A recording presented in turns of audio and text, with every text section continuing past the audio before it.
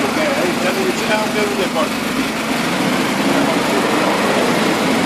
Ya no hay ni ducha, ni agua, ni para lavarse los dientes. Si no se pone un roce,